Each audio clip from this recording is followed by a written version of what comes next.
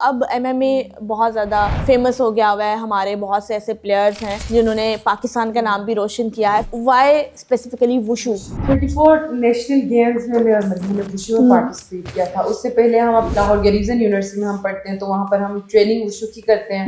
हमारी जो किक्स और पंचेस हैं उसमें हमें लगता है कि अल्लाह की तरफ से ये है कि हमारे नॉर्मल लड़कियों से ज़्यादा पावर है उनमें। और सबसे ज़्यादा मज़े की बात यह है कि हम दोनों साउथ पा है, लेफ्ट हैंडेड। और बहुत रेयर केस होता है ये वुशु में कि साउथ पा। हमारे कोच ने हमें रिकमेंड किया कि आप लोगों को नेशनल गेम्स खेलनी चाहिए। सबसे पहले हमने ताइक्वांडो में खेला, उसके 3-4 दिन बाद ही वुशु की चैंपियनशिप स्टार्ट की। तो मेरी फाइट और मलिहा की फाइट, हम दोनों ने 3 मैचेस, वुशु की पूरी हिस्ट्री में ये हुआ था कि तीनों नॉकआउट हुए थे हमारे। मलिहा के केस में तो ये हुआ था कि इसने सामने वाली ओपोनेंट का जो फाइनल था उसका नाक ही तोड़ दिया। और ये बहुत वर्स्ट मोमेंट था और इसकी वजह से बहुत मतलब कि सोशल मीडिया पे भी ये बहुत वायरल चला था हमारा वो वीडियो। क्रेज है हमारे अंदर की ना, हम दिखाए लोगों की girls can do it. Pakistani girls also can. अस्सलाम वालेकुम, welcome to 94 sports. This is me Saba Pasha viewers. आज हम आपकी मुलाकात करवाएंगे ऐसी दो लड़कियों से, मलिहा और मनीषा से। सबसे पहले बहुत बहुत वेलकम आपको प्रोग्राम में। अस्सलाम वालेकुम ma'am, thank you so much for having us and many congratulations. Pakistan का नाम रोशन किया, पाकिस्तान के लिए बहुत खेला, फिर बैरून मुल्क में जाके खेला। सो ये एक बहुत प्राउड मोमेंट है एज अ गर्ल मेरे लिए। आप लोगों ने पूरी कौम के लिए जो है वो फख्र समेटा है। बिल्कुल ऐसे ही है, हम ना सिर्फ खुद को रिप्रेजेंट करते हैं बल्कि हम पूरे पाकिस्तान को अपने साथ। बिल्कुल ऐसे ही है। अच्छा, मुझे सबसे पहले तो ये क्लियर करें, मलिहा कौन है और मनीषा कौन है? My self Maliha and my self Manisha. Okay, Maliha and Manisha. और अगर हम बात करें तो मनीषा ने जो है वो 70 kg के लिए खेला है और मलिहा ने 67 के लिए खेला है। सो हम दोनों की वेट कैटेगरी डिफरेंट है। आप हर काम एक साथ करती हैं, then why weight categories different? क्या आपके कोचिज ने कहा या फिर इसमें ये होता है कि मतलब वेट कैटेगरीज डिफरेंट रखने का रीजन ये है कि आगे जाके हम लोग ओपोनेंट्स ना बने। क्योंकि अगर सेम वेट कैटेगरी में खेलेंगे तो फाइनल एक दूसरे का है। तो हमने कहा कि ट्विन्स है तो हम वेट को इस तरीके से एडजस्ट करेंगे कि एक या तो ऊपर खेलेगा, एक तो या दूसरे वेट पे खेलेगा। Basic reason. ओके, मतलब एक दूसरे के आमने सामने फाइनल्स में नहीं आना चाहिए, क्योंकि हाँ बहुत अच्छा डिसीजन है ये। अच्छा, नेशनल गेम में किन किन प्लेयर्स को शिकस्त दे चुके हैं?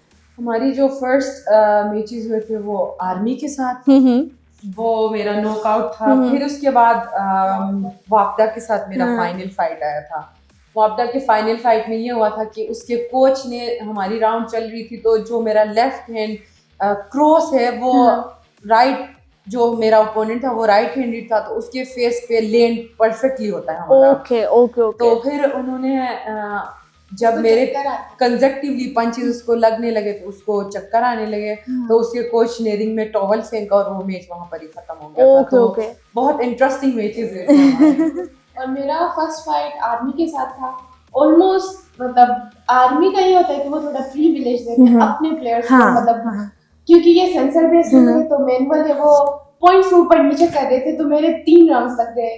मुझे बहुत गुस्सा है, मैंने अपने कोच को कहा क्या मैं उसे मार रही हूँ, मुझे क्यों नहीं जिताया। फिर मैंने एक पंच ऐसा मारा कि वो नॉकआउट हो गई और उधर से टीचर पे लेके गए। इसमें 2 चीजें आ जाती हैं। एक तो जब आप इंजरी देते हो उसके बारे में कैसी फीलिंग्स होती हैं, एक और खुद जब आपको कभी ना कभी इंजरी हो जाए तो उस पे आप क्या फील करते हो? बिल्कुल, ये हमारा स्पोर्ट्स ही ऐसा है जिसमें इंजरीज नॉर्मल हो जाती है। मतलब रूज हमारे जिस्म पे ऐसा है कि हमारा मेकअप है, एक एथलीट का मेकअप है हमारे ऊपर जब रूज लगते हैं। तो मैं हुंजा में जब ट्रेनिंग कर रही थी तो तब मेरी रिब इंजरी हुई थी। एक लड़के ने मुझे बहुत जोर से किक मारा था और मेरे 2 रिब्स डैमेज हो गए थे। तब बहुत ही एथलीट के लिए रिकवरी, उसको क्यों किया होता है कि मेरी रिकवरी जल्दी हो कि मैं दोबारा कमबैक करूं।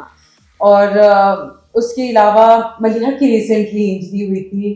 मेरा फिंगर ऑलमोस्ट मतलब मूवलेस हो गया था मेरा हाथ, और चाइना में हमारा इवेंट था तो मैं इवेंट में मिस नहीं कर सकती थी और अपने फिंगर को उतना टाइम भी नहीं दे पाई। तो ऑलमोस्ट मेरा 1 साल लगा ये रिकवरी में और अल्हम्दुलिल्लाह नाउ टोटली फाइन।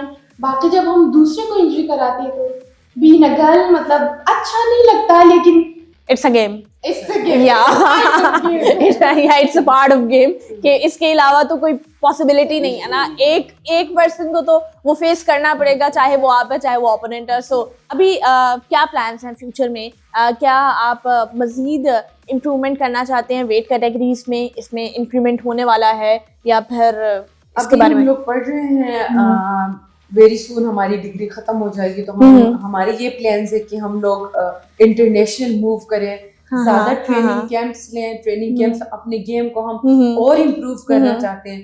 जिस तरह अरशद नदीम ने पाकिस्तान को ओलंपिक्स में रिप्रेजेंट किया था, ओलंपिक्स में गोल्ड लेकर आए थे, हमारा भी यही ड्रीम है कि हम पाकिस्तान को ओलंपिक्स में represent. That is very nice. और मेरे ख्याल से वो ही एक एग्जांपल है जिसकी हम पहले बात कर रहे थे कि अरशद नदीम को पहले किसी ने, हम कह सकते हैं, एक वर्ड भाव भी नहीं दिया, और उसके बाद फिर जैसे ही वो जीते फिर सारे उनको आओ भगत करने लग गए, जी करने लग गए। सो मेरे ख्याल से प्लेयर्स को स्टार्ट से ही वो प्लेटफॉर्म देना चाहिए, वो स्पेस देनी चाहिए कि हाँ हम आपकी बैक पे हैं, जाओ और खेलो। फिर जब वो जीत के आएगा ना, फिर जब आप वेलकम करेंगे ना, फिर लगेगा कि हाँ सही से वेलकम हो रहा है और ये वेलकम बनता है, डिजर्विंग है।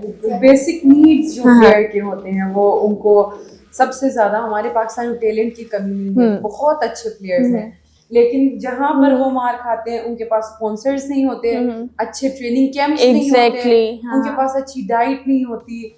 और अभी सेम हैपन विद अस कि अभी हमारा सून एक इंटरनेशनल इवेंट है, उससे पहले हमने ट्रेनिंग कैंप के लिए ईरान जाना है, तो we don't have sponsors right now, we are begging for it. हम अपने पाकिस्तान के पूरे ऑर्गेनाइजेशंस से हम रिक्वेस्ट कर रहे हैं कि वो हमें स्पॉन्सर करें, वी आर लुकिंग फॉरवर्ड कि कोई हमें अप्रोच करे। एग्जैक्टली। और मेरे ख्याल से दिस इज मस्ट थिंग कि जो लोग करना चाहते हैं, जो कर सकते हैं, उन्हें डेफिनेटली ये करना भी चाहिए। स्पॉन्सर्स अगर प्लेयर को करेंगे तो मेरे ख्याल से सिर्फ उन प्लेयर्स का ही फायदा नहीं है, वो एट द एंड आपका और आपके मुल्क का भी फायदा है। आप वुशु प्लेयर हैं, ताइक्वांडो प्लेयर हैं, लेकिन इसमें डिफरेंट वैरायटीज भी हैं। जो MMA की तरफ आप कब मूव करेंगे? सरप्राइज। वेरी एक्साइटिंग क्वेश्चन है, सुनकर ही आप देख सकते हैं कि मेरे चेहरे पे कितना बड़ा स्माइल आ रहा है। वेरी सून भी हम लोग इंशाल्लाह अपनी डिग्री के बाद हम लोग सोच रहे हैं कि MMA की तरफ ही स्विच करें। तो उसमें हमने अपने ग्राउंड एंड पाउंड पे ट्रेनिंग करना है, अपर बॉडी पे अपने पंचेस और स्ट्रॉन्ग करना है। तो इट्स अ सरप्राइज।